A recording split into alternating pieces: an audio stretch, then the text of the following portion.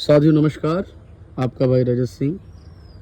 आज दो बड़ी जानकारियों के बीच प्रदेश की सरकार और राज्य और केंद्र की सरकार से सवाल जवाब करने के संबंध में यह वीडियो होगा।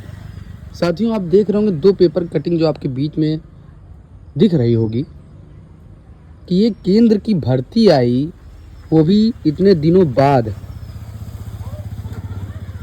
केवल 452 पदों पर आरपीएफ एसआई की भर्ती आई है और आपको बताना चाहूँगा कि 15 लाख से ज़्यादा बेरोजगारों ने आवेदन किया है और एक पद के लिए 3402 लोग दावेदारी करेंगे।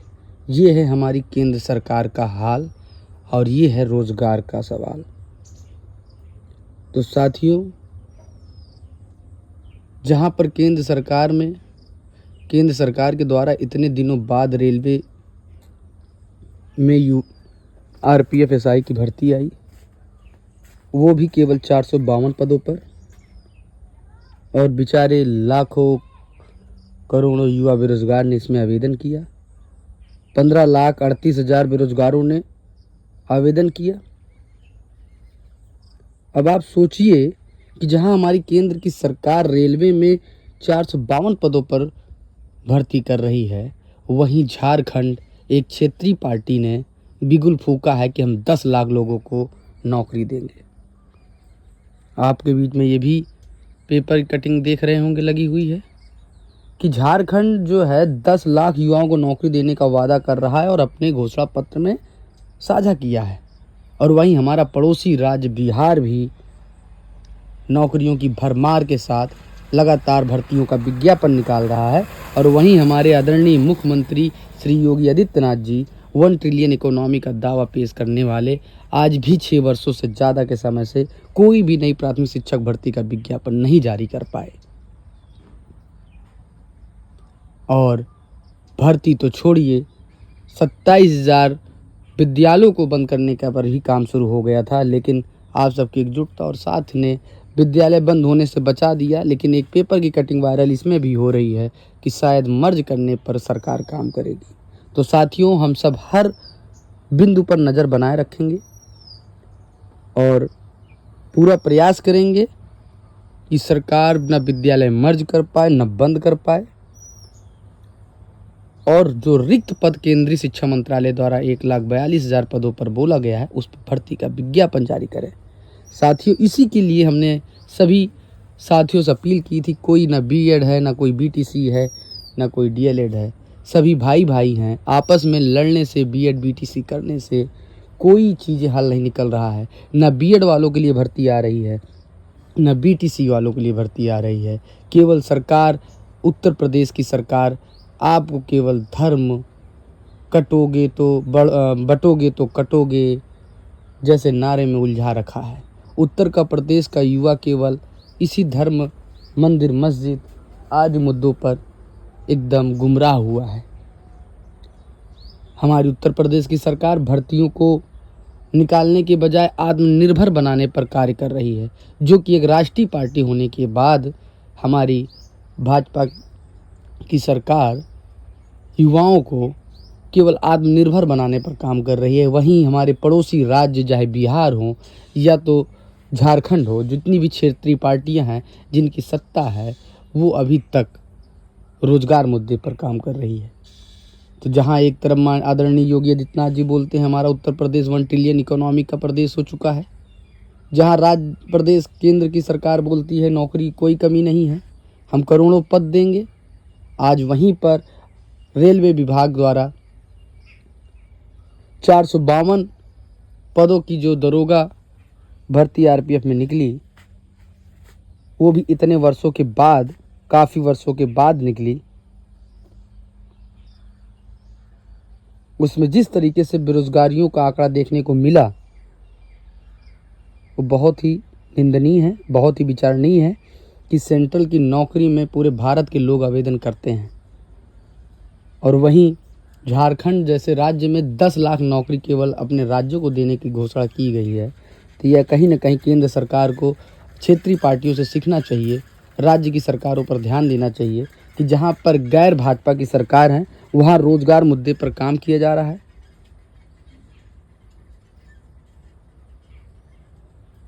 और जहाँ पर भाजपा की सरकार है वहाँ पर अर्थव्यवस्था भी मजबूत होने के बाद आत्मनिर्भर बनाने पर काम किया जा रहा है।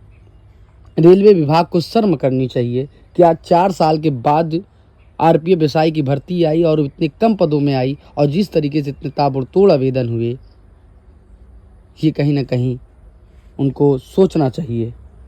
और वहीं इन्हें भाजपा की सरकार को भी केंद्र की सरकार क्षेत्रीय पार्टियों से और क्षेत्र की जो राज्य की सरकारों से, गैर भाजपा की सरकारों से सीख लेनी चाहिए कि कैसे वो सब अपने क्षेत्र के लोगों को, अपने राज्य के युवाओं को नौकरी दे रहे हैं।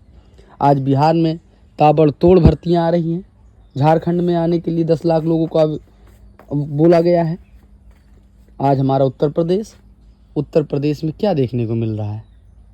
उत्तर प्रदेश में हमारे आदरणीय योगी जी बार बार मंच से कहते हैं कि शिक्षा व्यवस्था में सुधार होगा, शिक्षा व्यवस्था में सुधार होगा। कैसे सुधार होगा जब केंद्रीय शिक्षा मंत्रालय द्वारा 1.42 लाख उत्तर प्रदेश के प्राथमिक विद्यालयों में, परिषदीय विद्यालयों में रिक्त पद खाली हैं अध्यापकों के। तो जब उनकी पदों पर भर्ती नहीं हो रही है तो आप क्या सुधार कर रहे हैं शिक्षा व्यवस्था में? केवल शिक्षा व्यवस्था में सुधार नहीं, शिक्षा व्यवस्था को ही बंद किया जा रहा है ताकि ना गरीब मजदूर किसान के बच्चे ना पढ़ें, ना आगे बढ़ें, ना जागरूक हों। तो साथियों, ये सारी चीज़ें देखने को मिली तो हृदय बहुत दुखित होता है कि नौकरियां बहुत है, लेकिन सरकार, केंद्र की सरकार और भाजपा की सरकार या राज्य की आदरणीय योगी जी की सरकार केवल आउटसोर्सिंग और संविदाकरण को बढ़ावा दे रही है, अस्थायी नौकरी को समाप्त कर रही है। इसी सभी मुद्दों को लेकर के 10 तारीख को दिल्ली में हम सब ने बैठक रखा है। इस बैठक में पूरे भारतवर्ष के जितने भी छात्र नेता हैं, जो अपने अपने राज्य में जो सेंट्रल की लड़ाई लड़ रहे हैं, जो क्षेत्र की लड़ाई लड़ रहे हैं रोजगार मुद्दे पर, जो बीएड के साथी हैं, जो बीटीसी के साथी हैं, जितने भी प्रतियोगी छात्र हैं, उनको सबको एकजुट किया जाएगा। उस पर बैठक किया जाएगा, विचार विमर्श किया जाएगा कि आगे क्या तैयारी के साथ उतरा जाए कि प्रदेश की सरकारें मांग सुनना शुरू कर दें और पूरा करना शुरू कर दें। जिस तरीके से हमारे द्वारा नई प्राथमिक शिक्षक भर्ती को संबंधित आज 6 वर्षों से ज़्यादा से समय से हर मुद्दे पर हर लोकतांत्रिक तरीके से, गांधीवादी तरीके से आंदोलन किया गया, लेकिन उसका फल, उसका असर ये रहा कि नार्थक रहा, नकारात्मक दिशा में गया। कोई मांगे नहीं पूरी हुई अभी तक, केवल मौखिक आश्वासन मिला। जहां पर हम सब ने मुख्यमंत्री आवास का घेराव किया हो, चाहे शिक्षा मंत्री आवास का घेराव किया हो, चाहे विधानसभा आवास का घेराव किया हो, चाहे जिला स्तर पर प्रदर्शन किया हो, चाहे डीएम को ज्ञापन दिया हो, चाहे सांसद जी को ज्ञापन दिया हो, चाहे विधायक जी को ज्ञापन दिया हो, चाहे जल सत्याग्रह किया हो, चाहे मुंडन अभियान किया हो, चाहे पोस्टर अभियान किया हो, मतलब कि ए से लेकर के जेड तक सारे आंदोलन की सारी रणनीतियों पर, आमरण अनशन, अवरोध धरना से लेकर क्रमिक अनशन तक हम सब ने सारे अभियान को किया। लेकिन प्रदेश की सरकार द्वारा हर बार मौखिक आश्वासन दे करके आंदोलन का दमन कर दिया गया, समाप्त करवा दिया गया। तो साथियों, अब आपको तय करना है कि हमें आपको क्या करना चाहिए। इसी को लेकर के 10 तारीख को दिल्ली में बैठक है, और जहां पर हमने अपने सभी संघर्षशील साथियों को आमंत्रण भी दिया है। और आपसे निवेदन है कि साथियों, अपने हक अधिकार को पहचानें और अपने मुद्दों और मांगों को लेकर सक्रिय रहें। कभी भी क्षेत्रवाद, जातिवाद, धर्मवाद, पार्टीवाद में बंटने का कार्य कदापि न करें, क्योंकि एक बेरोजगारी का जो ठप्पा होता है, बेरोजगारी होती है। और बेरोजगार लोगों का कोई धर्म नहीं होता, कोई जाति नहीं होता, कोई पार्टी नहीं होती है, उनके ऊपर जो ठप्पा लगा होता है वो एक बेरोजगारी का।